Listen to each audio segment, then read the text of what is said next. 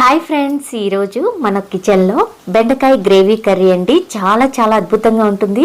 రైస్లోకి, రోటీలోకి, బగారానాల్లోకి, veg fried రైస్లోకి, దోశల్లోకి, దేనిలోకైనా అద్భుతమైన కర్రీ అండి. చాలా టేస్టీగా ఉంటుంది. ముఖ్యంగా వెజిటేరియన్స్ ఎవరైనా బెండకాయ ఇష్టపడని వారు వీరి కోసం అయితే ముఖ్యంగా నేను ఈ రెసిపీ చేస్తున్నాను. మా ఇంట్లో అయితే వారానికి ఒకసారి చేసుకుంటాం. చాలా బాగుంటుంది. మరి మీకోసం కూడా చూపిస్తున్నాను, రండి. నేను ఒక ½ కేజీ లేత బెండకాయలు తీసుకున్నానండి. మొదల చివర కట్ చేస్తే 2 ముక్కలు అవ్వాలన్నమాట. 2 అంగుళాలంత ముక్కలు 2 అయితే సరిపోతాయి. అలా చేసుకోవాలి. ఆ సైజు కాయలు మనం ఎంచుకొని తీసుకోవాలి. వీటిని శుభ్రంగా వాష్ చేసి తుడిచి కట్ చేసి పెట్టుకోవాలి. ఈ రెసిపీ కోసం 3 మీడియం సైజు ఆనియన్స్ తీసుకున్నాను. గ్రేవీ కోసం అనమాట. వాటిని కొంచెం పెద్ద సైజు ముక్కలుగానే కట్ చేసుకోవాలి. ఇక్కడ ఒక విషయం గుర్తుంచుకోండి, మీకు గ్రేవీ బాగా ఎక్కువగా కావాలంటే కనుక 4-5 మీడియం సైజు ఆనియన్స్ అయినా తీసుకోవచ్చు. చక్కగా పైన పొట్టు తీసి కొంచెం పెద్ద సైజు ముక్కలుగానే కట్ చేసుకోవాలి. మనం గ్రేవీ కోసం ఈ ఆనియన్స్ వాడుతున్నామండి, కాబట్టి అడ్జస్ట్ చేసుకొని తీసుకోవచ్చు. అలాగే టమాటోస్ వచ్చి టేస్ట్ కోసం, కొంచెం పులుపు కోసం అండి. టమాటో నేను 2 తీసుకున్నాను, మీడియం సైజువి. తొడిమ దగ్గర తీసేసి నేను ఇలా పెద్ద సైజు ముక్కలుగా కట్ చేసుకుంటున్నాను. మనం వేసే ఈ 2 టమాటోల వల్ల ఈ రెసిపీకి మంచి టేస్ట్ అయితే యాడ్ అవుతుందండి. కమ్మని పులుపుతో కూడిన టేస్ట్తో ఈ కర్రీ అద్భుతంగా ఉంటుంది. ఈ ప్లేస్లో కావాలనుకుంటే చింతపండు కూడా, ఒక చిన్న సైజు నిమ్మకాయ చింతపండు తీసుకొని గుజ్జు తీసి కూడా వేసుకోవచ్చు టమాటోస్ ప్లేస్లో. అలాగే పచ్చిమిర్చి ఒక 5-6 తీసుకున్నాను ఇక్కడ. వాటిని కూడా శుభ్రంగా వాష్ చేసి ఈ విధంగా సన్నగా పొడవుగా చీలికల్లాగా కట్ చేసి పెట్టుకోవాలన్నమాట. ఈ పచ్చిమిర్చి మీరు తీసుకునే దాన్ని బట్టి కారం అడ్జస్ట్ చేసుకొని వేసుకోవాలి. లేదా పచ్చిమిర్చి ఎక్కువ ఉండాలనుకుంటే ఎక్కువ కట్ చేసుకోండి.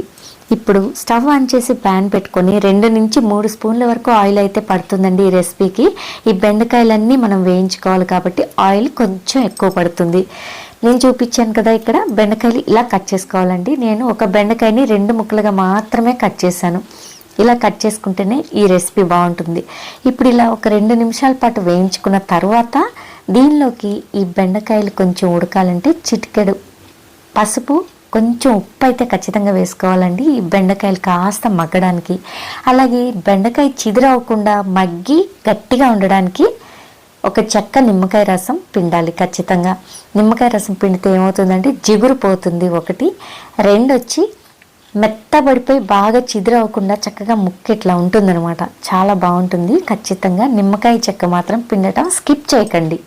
ఇప్పుడు వీటిని కలుపుతూ వేయించితే ఒక 5 నిమిషాలకి ఈ బెండకాయ ముక్కలన్నీ చక్కగా వేగిపోయాయి. ఇక్కడ చూడండి మీరు, ఇలా కలర్ మారి బెండకాయ ముక్క ఒడిలిపోయి కనిపిస్తూ ఉంటుంది.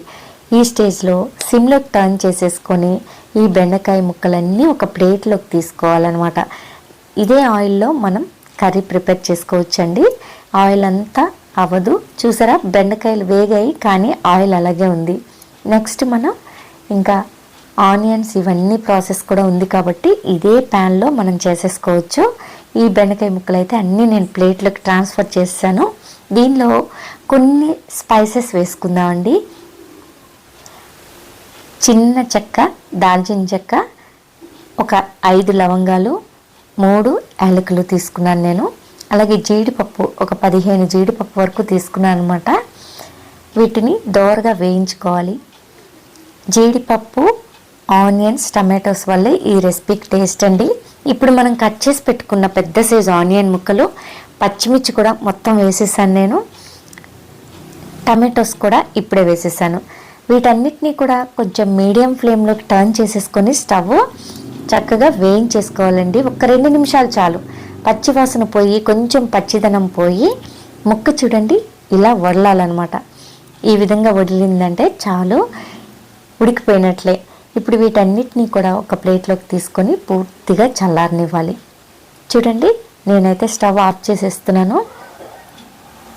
వీటన్నిటిని నేను ఒక ప్లేట్లోకి ట్రాన్స్ఫర్ చేస్తున్నాను. చెప్పాను కదండి, టమాటోస్ ఇంట్లో ఆ టైంకి లేకపోయినా, లేకపోతే టమాటో ఇష్టపడని వారు చింతపండు, చిన్న సైజు నిమ్మకాయ సైజు అంత చింతపండు తీసుకొని ఈ ఆనియన్స్లో అన్నా పెట్టి ఉడికించుకోవచ్చు. లేదంటే గుజ్జు తీసి కూడా వేసుకోవచ్చు. కానీ టమాటోస్ వేస్తేనే టేస్ట్ బాగుంటుంది. ఇప్పుడు ఇవి పూర్తిగా చల్లారిన తర్వాత మిక్సర్ జార్లోకి తీసుకొని చిటికెడు పసుపు, రుచికి తగ్గట్టు కారము, ఉప్పు వేసేసుకోవాలి. ఈ మొత్తం గ్రేవీకి సరిపడా ఉప్పు కారం వేసేసాను. ఇప్పుడు మెత్తగా పేస్ట్ చేసుకోవాలి. ఇక్కడ చూడండి, నేను చూపిస్తున్న విధంగా ఇంత మెత్తగా పేస్ట్ లాగా చేసుకోవాలి. పేస్ట్ అయితే రెడీ అయిపోయింది కదా. ఇప్పుడు అదే ప్యాన్లో స్టవ్ ఆన్ చేసి నేను 1 స్పూన్ ఆయిల్ వేస్తున్నాను. దీనిలోకి 1/2 స్పూన్ జీలకర్ర, ఆవాలు, కొంచెం కొత్తిమీర వేసి చక్కగా వేయించుకోవాలండి. ఫ్లేమ్ని సిమ్లోకి టర్న్ చేసేసుకోవాలి. ఆయిల్ వేడవగానే ఫ్లేమ్ని సిమ్లోకి టర్న్ చేసేసుకొని ఇవన్నీ కూడా చక్కగా వేయించుకోవాలి. తాలింపు వేగిపోయింది కదండి. ఇప్పుడు మనం రెడీ చేసుకున్న పేస్ట్ ఈ ప్యాన్లోకి వేసేసుకోవాలి.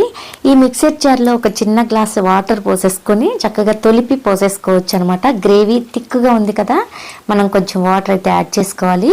ఆ వాటర్ యాడ్ చేసుకోవటం అనేది మన ఇష్టం అండి. గ్రేవీ బాగా పల్చగా ఉండాలంటే ఎక్కువ వాటర్ వేసుకోండి, లేదు థిక్గా ఉండాలి అంటే కనుక తక్కువ వాటర్ వేసుకోండి. ఈ కన్సిస్టెన్సీ అయితే రైస్లోకి రోటీలోకి బాగుంటుంది అనమాట.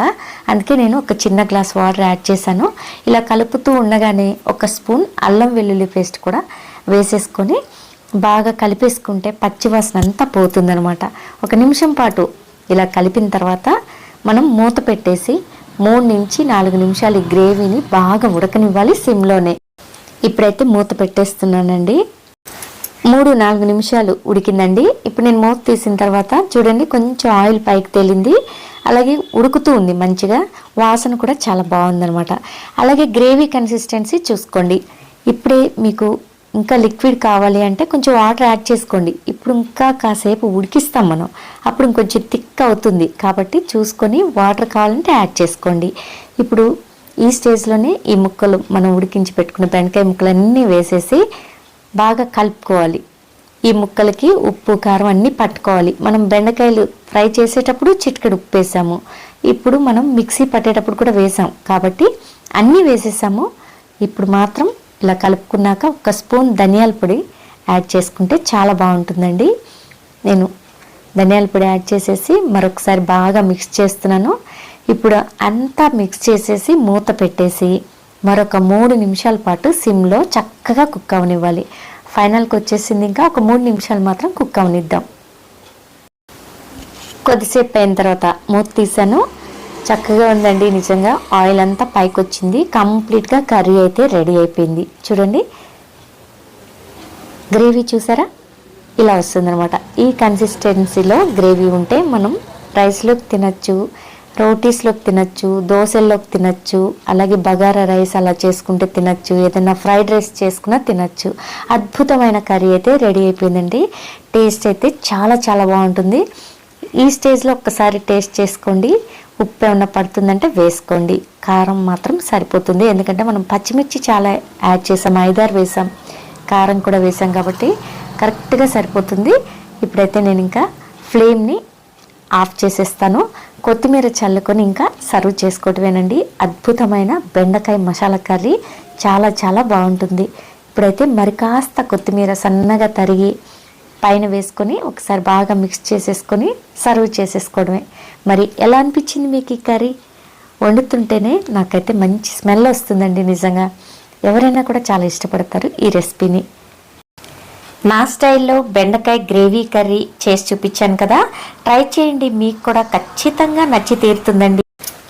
నా రెసిపీస్ మీకు నచ్చితే కనుక ఛానల్ని సబ్స్క్రైబ్ చేసుకోండి, లైక్ చేయండి, షేర్ చేయండి. అలాగే ఈ వీడియో మీకు నచ్చితే కామెంట్ చేయండి. మీకు తెలిసిన మిత్రులకి, శ్రేయోభిలాషులకి ఈ లింక్ అయితే షేర్ చేయండి. Thanks for watching. నమస్తే.